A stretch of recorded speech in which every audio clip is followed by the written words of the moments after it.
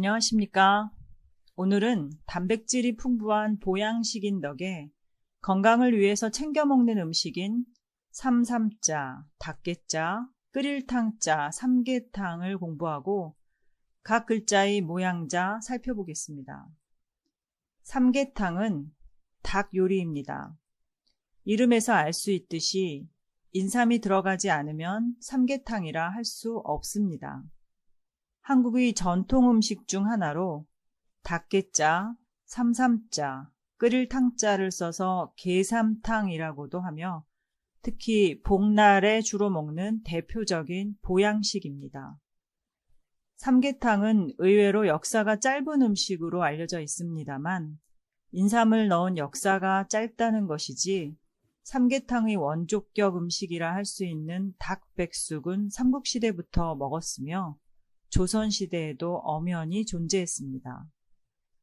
고기가 귀했던 시절 일반에서 그나마 자주 해먹을 수 있었던 고기 요리였습니다.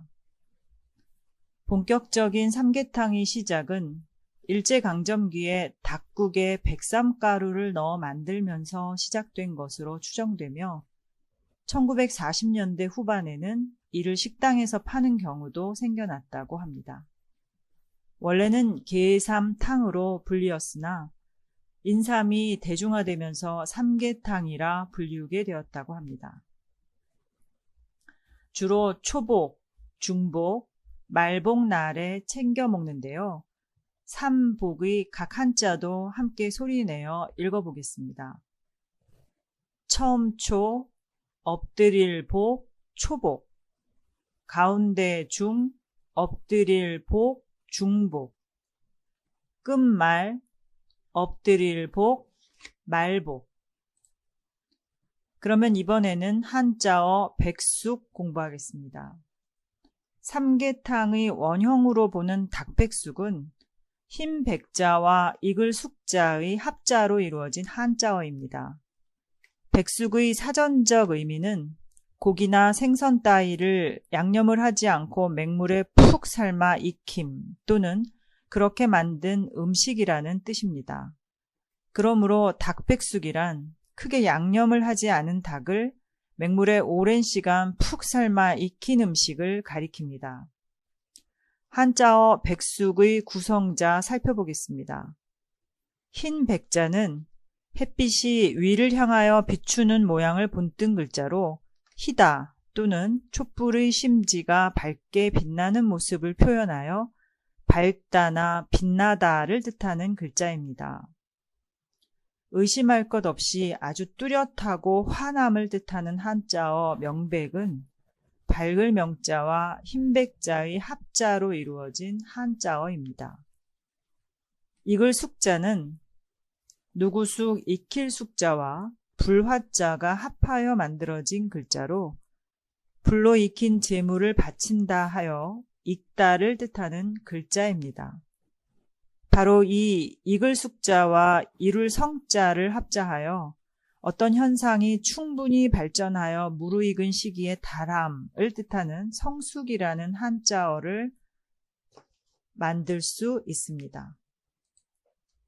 이번 페이지에서는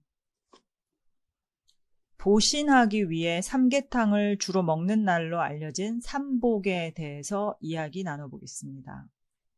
삼복이란 초복, 중복, 말복의 절기를 가리키는 말입니다. 이때의 복자는 엎드리다나 굴복하다라는 뜻을 가진 글자인데요. 엎드릴 복자는 사람 인자와 개견자가 결합한 모습으로 개가 사람 옆에 바짝 엎드려 복종하고 있는 모습을 표현한 글자입니다. 또 혹은 북녘 땅에서 내려오던 차가운 기운이 뜨거운 여름 기운에 굴복한다 해서 부르게 된 것이라 하여 사람이 더위에 지쳐 바닥에 바짝 엎드려야 할 정도로 무더운 날씨를 의미하는 한자로 보기도 합니다. 또한 복날을 절기 중 하나로 해석하여 보면 진덕공 2년에 처음으로 삼복제사를 지내는데 성사대문 안에서 개를 잡아 병충해를 방지했다고 하였다라는 내용이 조선 후기에 간행된 동국세 시기에 전합니다. 이로 보아 삼복은 중국에서 유래된 속절로 추측됩니다. 엎드릴 복자가 활용된 절기 이름 함께 소리내어 읽어보겠습니다. 처음초, 엎드릴 복, 초복. 가운데 중, 엎드릴 복, 중복. 끝말, 엎드릴 복, 말복. 이어서 한자어 삼계탕에 쓰인 삼삼자 살펴보겠습니다. 삼삼자는 뜻을 나타내는 초두머리부와 음을 나타내는 석삼자를 더하여 이루어진 글자입니다. 약초의 이름으로 쓰이는데요. 사람인 삼삼자를 합자하여 강장제의 약재로서 중히 여기는 인삼을 만들 수 있습니다. 불굴홍 삼삼을 합자하여 수삼을 쪄서 말린 불그레한 빛깔의 인삼을 가리키는 한자어 홍삼으로 활용할 수 있습니다. 인삼의 사포닌 성분과 유사한 성분이 많이 함유되어 자양분이 인삼과 거의 같다고 알려져 있는 해삼 역시 바다해자에 삼삼자를 결합한 것입니다. 검붉은 갈색의 생김새는 좀 괴상하게 생겼지만 내장도 먹을 정도로 영양가가 매우 우수한 식재료라고 합니다. 신출한자 함께 소리내어 읽어보시겠습니다. 사람인 삼삼 인삼 불굴홍 삼삼 홍삼 바다해 삼삼 해삼. 삼삼자의 구성자인 석삼자를 살펴보겠습니다. 세 개의 마늘모를 겹쳐 만든 루자에 터럭삼을 합하여 만들어진 석삼자는 한패에 끼다, 참여하다 라는 뜻도 가지고 있는 한자입니다.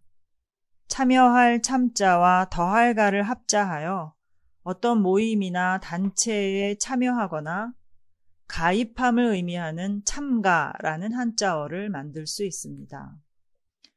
옛고와 참여할 참을 합자하여 오래전부터 한 직위나 같은 직장에 머물러 있는 사람을 뜻하는 고참을 만들 수 있습니다. 또한 여기에 병사병자 한 글자만 더하면 군대에서 오래 복무한 병사를 의미하는 고참병이 됩니다. 참여할 참자와 볼 견을 합자하여 참여하여 관계함, 남의 일에 간섭함을 의미하는 한자어 참견을 만들 수 있고 한 가지 동, 참여할 참을 합자하여 함께 참가하는 것을 의미하는 한자어 동참을 만들어 볼 수 있습니다. 학습한 한자어 함께 소리내어 읽어보겠습니다. 참여할 참, 더할가, 참가.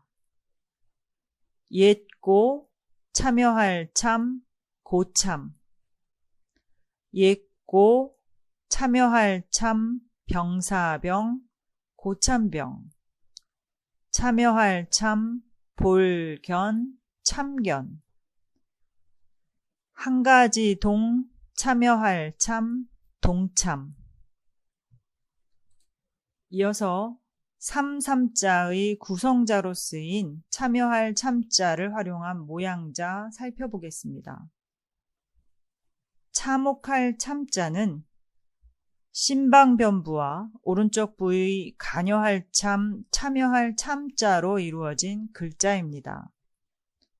이렇게 간여하다라는 뜻을 가진 참자에 마음심자가 더해진 참혹할 참자는 주의의 불필요한 간여가 사람을 비참하게 만든다는 뜻을 담고 있습니다. 마음을 상하게 하다, 불쌍한 것, 전하여 비참하다, 참혹하다의 뜻입니다. 참혹할 참자에 패할 패를 더하여 처절하게 패함을 뜻하는 한자어 참패를 만들 수 있습니다. 없을무에 참혹할 참자를 더하여 몹시 끔찍함을 의미하는 한자어 무참을 만들 수 있고, 참혹할 참자에 일사를 더하여 비참한 일을 의미하는 한자어 참사를 만들 수 있습니다. 학습한 한자어 소리내어 읽고 가겠습니다. 참혹할 참, 패할 패, 참패. 없을 무, 참혹할 참, 무참. 참혹할 참, 일사, 참사. 다음은 삼계탕의 구성자 중 마지막 글자 끓일탕자 살펴보겠습니다. 끓일탕자는 뜻을 나타내는 삼수변부와 뜨겁다의 뜻을 나타내는 변양으로 이루어진 글자입니다. 변양자는 햇볕이 제단을 내리쬐는 모습을 그린 것으로 물숫자를 결합해 물이 끓는다는 뜻을 표현하고 있습니다. 끓일 탕자를 활용한 한자어로는 닭게자와 알란자, 끓일 탕자를 합자하여 만든 한자어 계란탕이 있습니다. 머리 감을 목, 목욕할 요, 끓일 탕자를 합자하여 머리를 감으며 몸을 씻는 일을 할 수 있게 만든 통을 의미하는 한자어 목욕통을 만들 수 있습니다. 큰데, 입구, 끓일 탕자를 합자하여 생선 대구를 넣고 끓인 국을 의미하는 한자어 대구탕을 만들 수 있습니다. 함께 소리내어 읽어보시겠습니다. 계란탕, 목욕탕, 대구탕. 이어서 끓일 탕자의 구성자 변양자를 살펴보고 변양자를 활용한 모양자 공부하겠습니다. 변양자는 햇볕이 제단을 비추는 모습을 그린 것으로 뜨겁다 혹은 화나다 등의 의미를 갖는 글자입니다. 왼쪽 부위의 손수와 변양을 결합하여 만들어진 날릴 양자는 오르다나 칭찬하다라는 뜻을 가진 글자입니다. 신에게 제물을 바치는 제단에서 손을 쳐들고 신을 찬양하다 혹은 칭찬하는 모습을 표현한 것입니다. 북돋우어 드높인다는 뜻으로 쓰이는 고양, 사회적으로 인정을 받고 출세하여 이름을 세상에 드날린다는 뜻으로 쓰이는 입신양명의 성어로 활용할 수 있습니다. 함께 소리내어 읽어보고 가겠습니다. 높을고 날릴 양 고양 설립 몸신 날릴 양 이름명 입신 양명. 다음 마당장자는 마당이나 구획, 장소라는 뜻을 가진 글자입니다. 흑토자와 볕 양자가 결합한 모습으로 넓은 마당에 햇볕이 내리쬐고 있는 모습을 표현한 것입니다. 저자시자와 마당장을 합자하여 일용품 등을 한 곳에 모아 사고 파는 곳 혹은 파는 사람과 사는 사람과의 사이에 거래가 이루어지는 곳을 의미하는 시장을 만들 수 있습니다. 운동 경기나 체육을 하기 위하여 기구나 설비를 갖춘 넓은 마당을 의미하는 한자어 운동장을 만들 수 있습니다. 함께 소리내어 읽고 가겠습니다. 저자시, 마당장, 시장. 옮길 운, 움직일 동, 마당장, 운동장. 이어서 방탕할 탕자 공부하겠습니다. 방탕할 탕자는 뜻을 나타내는 초두머리부와 음을 나타내는 끓일탕이 합하여 이루어진 글자입니다. 방탕할 탕, 평평할 평, 나물 채를 합자하여 탕평채, 놓을 방자와 방탕할 탕자를 합자하여 마음이 들떠 걷잡을 수 없고 행실이 좋지 못한 것을 의미하는 방탕이라는 한자어를 만들 수 있습니다.